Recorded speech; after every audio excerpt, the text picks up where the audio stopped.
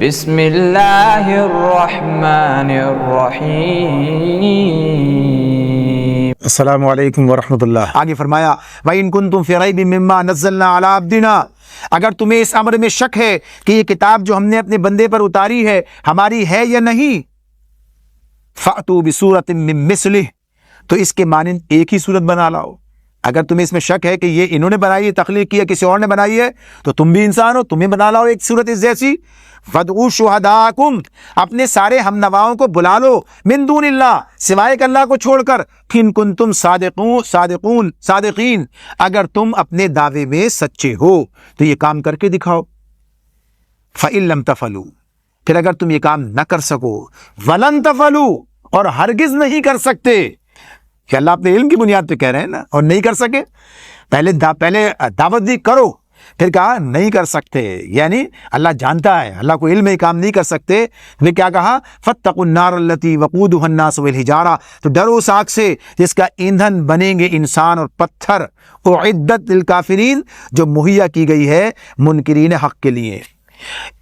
یہ سورہ بقرہ مدینے میں نازل ہوئی، مدینے میں چیلنج دیا گیا، اس سے پہلے مکے میں بھی کئی بار یہ چیلنج دیا جا چکا تھا کہ اگر تم اس قرآن کو انسان کی تصنیف سمجھتے ہو، جس کے مانند کوئی کلام تصنیف کر کے تم بھی دکھاؤ۔ اب مدینے میں پہنچ کر پھر دہرایا گیا اس کو، سورہ یونس میں، سورہ ہود میں، بنی اسرائیل میں، سورہ طور میں ان باتوں کا مطالبہ، اسی بات کا مطالبہ کیا گیا ہے۔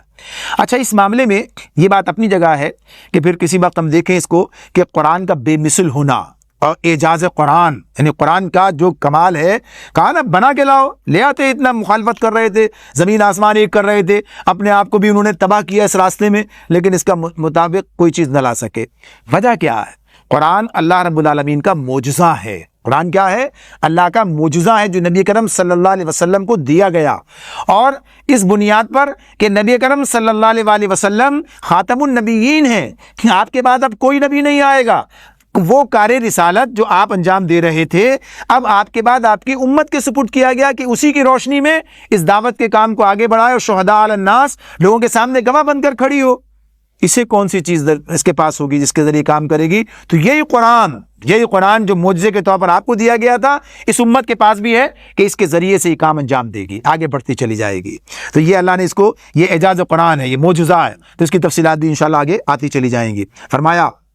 وَبَشِّرِ الَّذِينَ آمَنُوا وَعَمِلُوا الصَّالِحَاتِ أَنَّ لَهُمْ جَنَّاتٍ تَجْرِي مِن تَحْتِهَا الْأَنْهَارُ، اے پیغمبر، جو لوگ اس کتاب پر ایمان لے آئیں، اس کے مطابق اپنے عمل درست کر لیں، انہیں خوشخبری دے دو کہ ان کے لیے ایسے باغ ہیں جن کے نیچے نہریں بہتی ہوں گی۔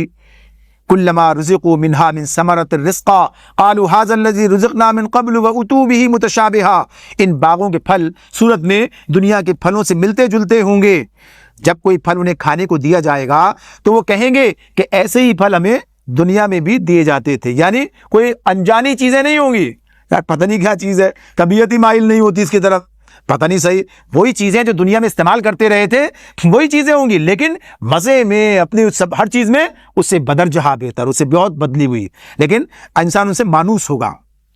وَلَهُمْ فِيهَا أَزْوَاجٌ مُطَهَّرَةٌ، اور جنت میں ان کے لیے پاکیزہ ازواج ہوں گی۔